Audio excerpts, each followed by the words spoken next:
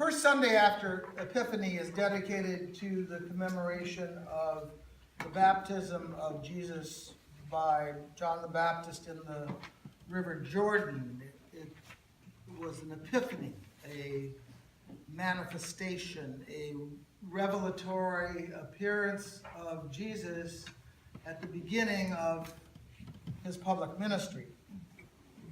I've mentioned before that this particular event I find very interesting because I really think that it's factually true. Maybe I don't know about the voice and the dove parts, but at least factually, but at least as far as the baptism goes, baptism was a ritual that was meant for the forgiveness of sins. And as the church developed, by the time that the Gospels were being written, there was an understanding that Jesus didn't sin. And so the only reason that they would have included this in the story of Jesus and not just omitted it would be if it were factually true and everybody knew it was true and they had to explain it somehow. That's how they deal with the sort of subjugation of Jesus to John in the event by John saying, oh, gee, I need to be baptized by you. So it's the same situation, but they had to include it. As a ritual of forgiveness, baptism was common.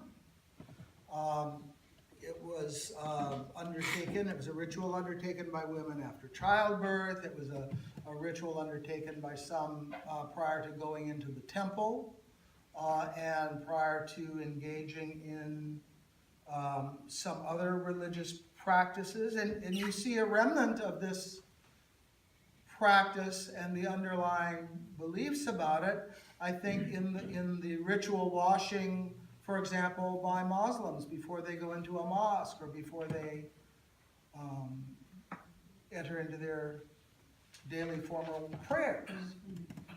When I celebrate the Holy Eucharist, just before the prayer of consecration, I ritually wash my hands at the altar while saying a prayer that is taken from Psalm 26, wash my hands in innocency, O Lord, that I may go unto thine altar. So it's a part of our tradition. And at this early stage in Jewish practice, baptism wasn't seen as an initiatory rite particularly.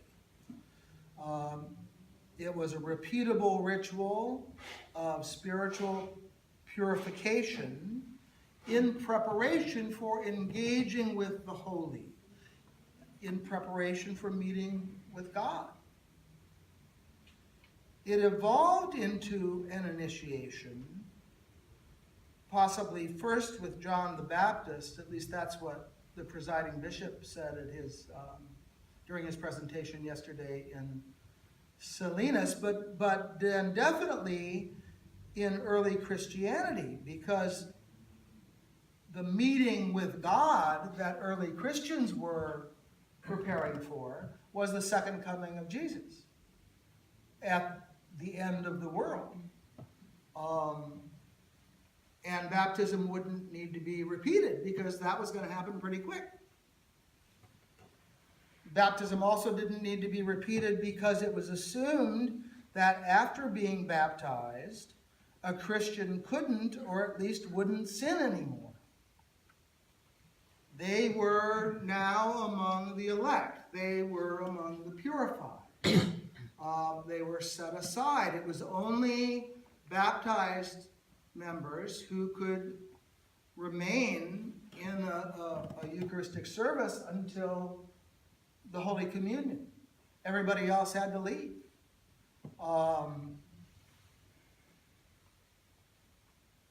So, as you might guess, living without sin proved to be fairly difficult, especially as the return of Jesus and the end of the world kept getting delayed.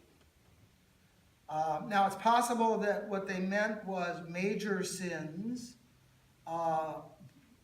which were considered idolatry, adultery, and murder, although that explanation, which I learned in seminary, I think is sort of a rationalization. But in the Roman Empire, even idolatry, adultery, and murder were pretty common.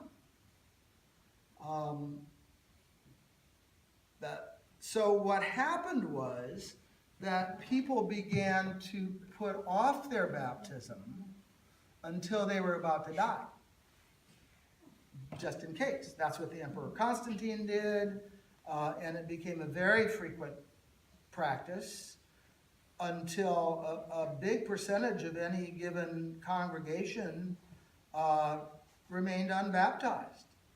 So the bishop or priest would set the table, but relatively few people were there to eat the bread and drink the wine. It was also a problem because since it was common, somebody might get murdered. and then you'd have these perfectly good Christians, but who weren't baptized, end up being cast into outer darkness where men weep and wail and gnash their teeth, as it was believed at that time, and that was difficult too. So the solution that they hit on was to split up baptism. It would remain as the primary rite of Christian initiation, but the inevitability of sin would be taken care of by a new sacrament of penance and absolution. In fact, given that, baptism got moved ahead to being practiced with infants. It was no longer necessary to have a rational choice. It was something that would happen with infants, and what that would take care of then is that murder possibility with the whole outer darkness consequence. It would also qualify people for participation in the services.